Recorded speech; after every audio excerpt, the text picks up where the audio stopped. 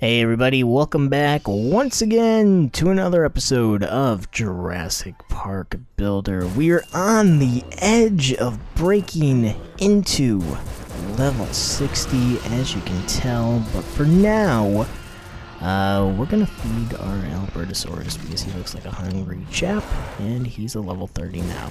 Wonderful. As for the T-Rex, he goes up and is fully evolved, and Kelly is just ecstatic that we now have a powerful beast. Not the most powerful beast, but the most powerful beast, because now the T-Rex is fully evolved. If that sounds redundant, it is because it is. So, oh well. But meanwhile, we have some stuff to place down that Mr. Vu is requesting. Let's see here. Got red flowers. Do we need 2 of those, I think? Yeah, 2. Okay. Or 3, rather, but we'll go ahead and put the other one down. And what? There you go. Yeah. Henry Wu is just ecstatic. Tracking dinos. Yeah, we're gonna track dinos. I thought that was established already, like a long time ago. But, yeah, even Malcolm is just like, whatever. And we leveled up! And we did it. We did it, and it was only a matter of time, really. So I'm happy with that. Yeah, get rid of that thing. Malcolm, what's going on? What do we got here? Not so sure the tourists are always going to visit the dinosaurs with the most stars first. That's awfully predictable. People are almost as unpredictable as dinosaurs, yeah. Place a dancing fountain. Okay, well, I agree. I mean, what would you rather see? Would you rather see a 4-star pterodactyl, or would you rather see a 1-star T-Rex? You know, I mean, that's not really much of a contest at all, whatsoever. Wu wants us to put down some caverns, or a cavern, rather, a cave, if you will. Whatever. I'm just gonna ignore him and feed my Arsinoitherium. Because he needed to be maxed out. And now he is! Now he is. So that's just fantastic. Dancing fountain. Right. We will get on that here in a moment. And I think now is the time to do that, because we ran out of meat. So, now's the time to spend some moolah, right? When you're not busy feeding, buy. When you're not buying, feed. When you can't do either, leave the game and come back for a while. But thankfully, we have enough to do more. So we're going to do just that. As soon as I can find the freaking dancing fountain, there it is. Man, it's been an eternity looking for that stuff. There we go. Place it down. And what else do we have to do? Museum 10 times. The cavern we can do right away. Evolve the carnivores. I wish that we would have got that mission at the beginning today, because had we'd already accomplished that feat. But no. No. Not today, unfortunately. So that's gonna have to wait for a while. As you can see, we have a lot of evolved dinos down here that have just been like waiting to hatch. So we'll hatch those suckers right now, as we find our Corythosaurus has fully colored himself out to the max, chomping away at some grass there as he becomes an adult. And we'll leave him at level 35 to move on to our duckbill, who doesn't really look any different. I mean, maybe that's just me, but I don't see any change in him at all. Or Iguanodon, I don't know. He looks more like Barney than anything else. I'm very disappointed in how he turned out, to be honest, because that no. And our Packy Rhino looks clever.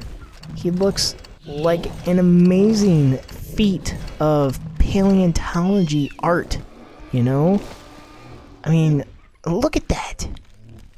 Look at that. Incredible. I love it.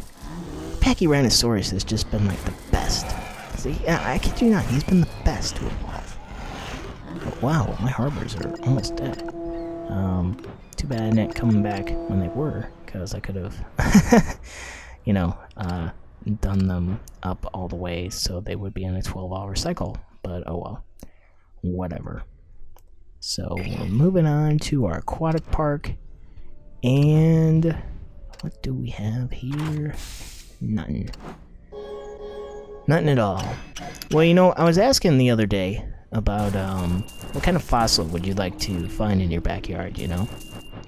And a lot of you put down some very clever answers, to be honest. I know one of my favorite ones that I saw was a, I'm trying to think now here, what was it? It was a Dilophosaurus fin, I believe. And like the fin, maybe I'm not, across the skull, you know, as we evolve our Megalodon here.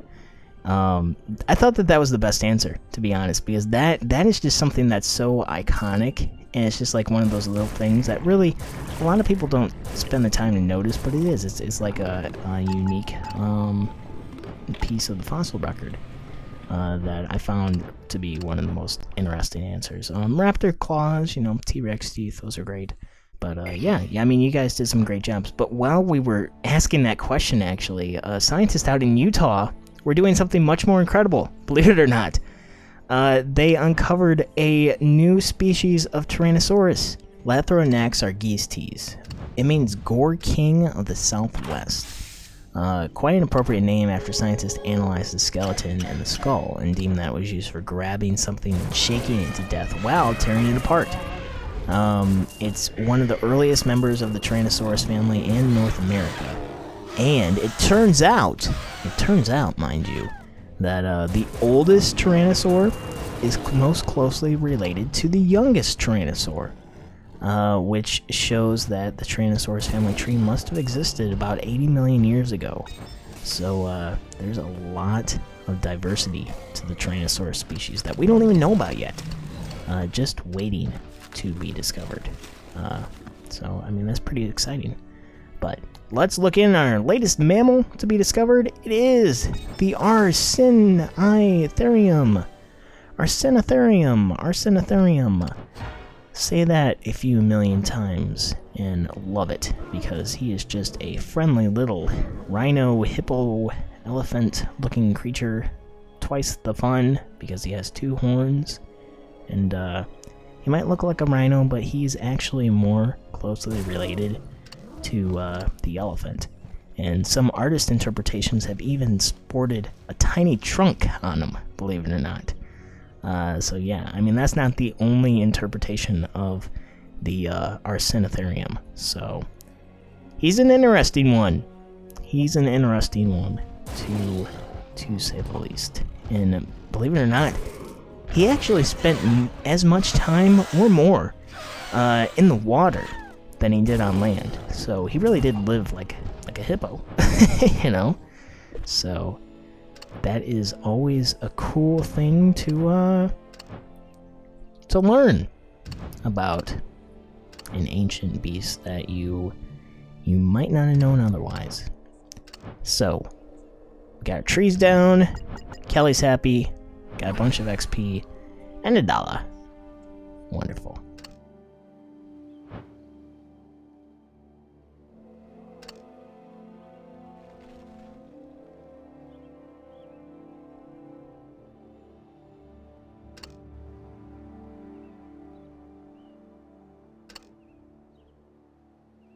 Oh, Kelly, you have all the answers with your technology and your camera phones and your calculators and your text messaging. Yeah.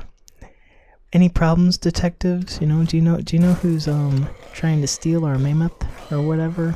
Oh, sure. You know, just let me see your camera phone, and it'll take a picture of these tracks, and then we'll instantly know who they belong to. No, it doesn't work like that. But in Kelly's world, it does. So, anywho, man, that is just something else. Let's lay out some more road here, because I'm sure we're going to have some more animals to put down relatively soon. And Actually, we need to clear away some of this rock, get rid of that, and do the same up here. Oh, clear away that land. Look at this up here, okay? What is this about? Like, there's a whole section of land, right, that I can't get to, and I can't clear it away, and it just looks different from the others. I don't understand what that is, or why it's there, but, yeah. We are gonna have to do something about that eventually. But for now, we just gotta sit tight. So that kind of stinks. But, oh well. Got some more meat and some more veggies. We can give our guys some more of that. But right now, let's research some DNA that we found off screen. I know, right? Last episode, I was like, oh, you know, it's taking forever to find DNA. And then, between then and now, we've not only hatched a new creature, but we found even more DNA on top of that. So, I feel accomplished, to say the least. So, with 500,000 coins, I would really hope that that we can unlock a new beast here. But, you know, we'll see. We'll see. But, you know, getting back to Lythronex Aegistes, which, you know, is the new Tyrannosaur that we were talking about earlier. Scientists say that he's technically the great uncle of the T-Rex family. Does that make sense? He's like the oldest Tyrannosaur, pretty much. Which I kind of already said. But, yeah, you know, it's nice to be clear on subject matter when it comes to that, because, you know, it can kind of get lost in translation.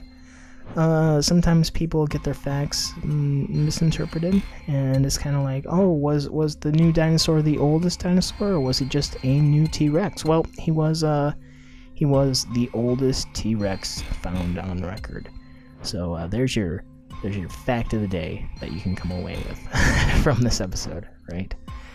Oh man, I mean, it's truly amazing, really. Dang it. This is just...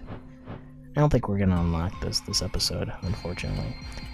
But it's just truly amazing how many fossils are, you know, out there.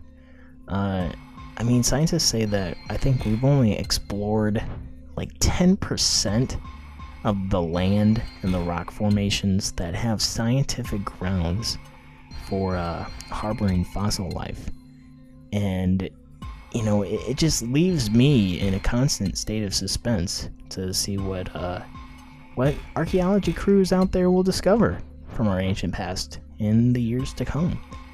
There could be something, you know, bigger than a Spinosaurus out there. There could be something smaller than a Compy and more deadly out there. We don't know. We don't know, and that's some of the mysteries that lie behind the world of archaeology and paleontology and all that. So, yeah, it's official. We are not getting this done this episode. That is just weak. So, wonderful. Wonderful. Well, yeah, Rhino, I know. I'm disappointed too. I'll give you some food. Can't even bring you into adulthood. Weak. Weak. You need some water for your pin. You know, I said he spent half his time in water. Or more. And do you see any water in there? No. No water whatsoever. We're gonna have to, like, put a waterfall next to him, or a lake, or something, because this guy waddles. He does, he waddles. He waddles around his pen. Oh, man. Alright, well, I think that about wraps it up for today. So, thanks for watching, everybody, and we'll see you guys next time, here in Jurassic Park Builder.